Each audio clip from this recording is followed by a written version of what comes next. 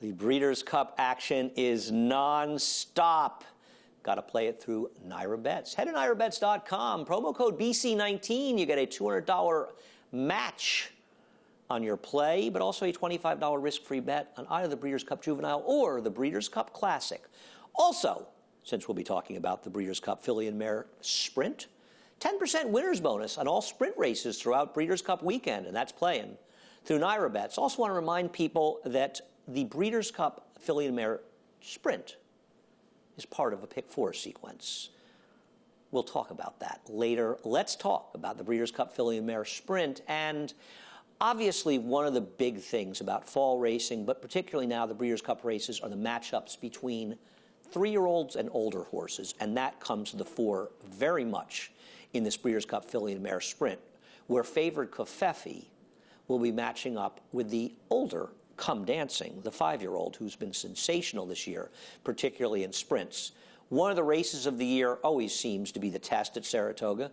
And you're looking at Covfefe out-dueling Serengeti Empress, the Kentucky Oaks winner, who will be running the Breeders' Cup Distaff, and leaving Bellafina and others in their dust. This was a crazy race where the first two just ran away from the field, and they left everybody else, some very talented runners, who've come back and run well, in their dust, including Bellafina, we'll talk about in a moment. But let's talk about Covfefe. Covfefe is obviously very, very good. She has those two 107 Beyer speed figures this year. She has that win in the test. She, however, has been successful when she's able to either control a race or stalk on the outside. When she did not run well this year in the Roxelana, she was dueling on the inside, and inside of the talented Mia Mischief, who got the best of her. Mia Mischief has not won a race since, by the way, for what it's worth. Covfefe drew the rail, and that could not have made her connections happy. And I don't mind breaking inside. She breaks sharply, but she's going to be the hunted in here. The number 2 horse in this race, Danuska's My Girl, is supposed to show speed. Heaven Has My Nikki, the number 3, is going to be forward in here. And I think the number 7, Selcourt, is going to be forcing the pace as well. So Covfefe got no favors from the break, and she is going to have to be the absolute best and run one of her monster performances we know she's capable of to win this race. Let's talk, though, about the other 3-year-old Bellafina in here. Maybe I'm giving Bellafina too much credit, but the race I'm showing you that Bellafina's running can make her competitive here. This was January 6th, the beginning of her 3-year-old year, the last time she went 7 furlongs before the test, and she absolutely dominated the field and ran a career-high 95 Beyer that puts her somewhat in the game, and this was January. Easily could have improved since then and run a much bigger fig. Now, the question you're going to say to me is, yes, but she hasn't done it, and that's fair. But after that, through the Kentucky Oaks, all of her next 3 races were 2-turn races, and she won 2 of them on talent, but she's not really a 2-turn specialist. She's much more of a 1-turn sprinter. Why didn't she run well in the test? Well, she may not be a very good shipper, something we've seen in all of her races she shipped. That was an odd race, and it was coming off a 3-month layoff. I think she ran very well in the cotillion last time because she survived chasing a wicked pace, much better than other speed types did in there, including Garano, who finished second, but she was behind Bellafina. I think Bellafina cutting back to 7 furlongs and being at home at Santa Anita gives her a chance to upset this Breeders' Cup Filly and Mare Sprint. But Come Dancing is a big player. I'm rooting for the house horse. Whether or not I put her on top is another story. What I don't love are a couple things. I don't love how she ducked in this race, but obviously her connection said it's no issue. She just lugged in. She kept running fast. I also don't like that in her last 3 races she has not broken sharply. Now, to be fair, her last race, the one we're looking at, the Gallant Bloom, she broke only a step slow. You don't want to break slowly in Breeders' Cup races, but if they're getting hot and heavy on the front end, Come Dancing horse who has the speed to stay close, but she can rate and win, as she has done in her previous 2 starts. Her first race this year, the Distaff at Aqueduct, was one of the most brilliant performances of the year.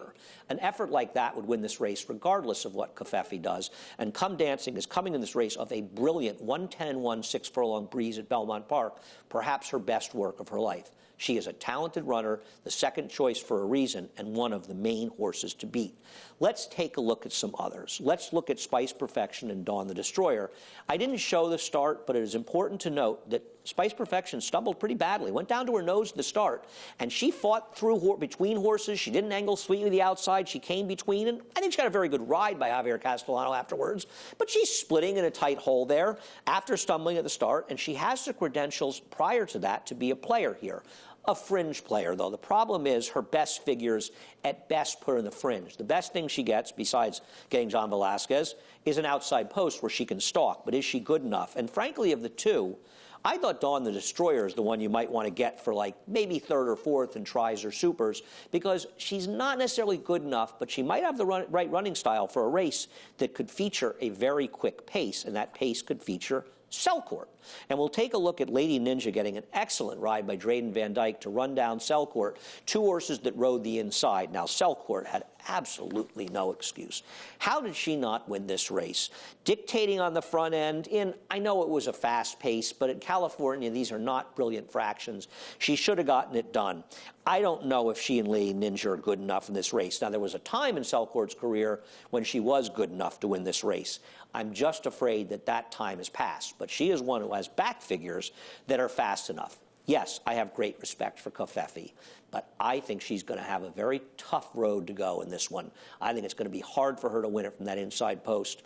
And of the two big horses, I prefer Come Dancing. But this is one of those races where I'm looking to take a little bit more of a price. And that price, as I mentioned, is Bellafina, who will be my top choice to stalk and pounce, cutting back in distance. You know me, I love a turn back. Come Dancing second, Covfefe, the talented Covfefe third, and Spice Perfection, my fourth choice in the Breeders' Cup Filly and Mare Sprint that will all be playing through NYRA Bets. Head on over to NYRABets.com, a $200 match bonus and a $25 risk-free bet, not at the Breeders' Cup Juvenile or the Breeders' Cup Classic. This one's a sprint. And that means if you play through NYRA Bets on the Breeders' Cup Filly and Mare Sprint, a 10% winner's bonus on all of your action. Also, as I mentioned before, it's the third leg of the early pick 4 begins in race 2 on Breeders' Cup Saturday. And if you play that early pick 4, which goes to the Breeders' Cup Filly and Mare Sprint, and the Breeders' Cup Turf Sprint, 5 million point hit and split. All through NYRA Bets. Head to NYRA Bets for much more information.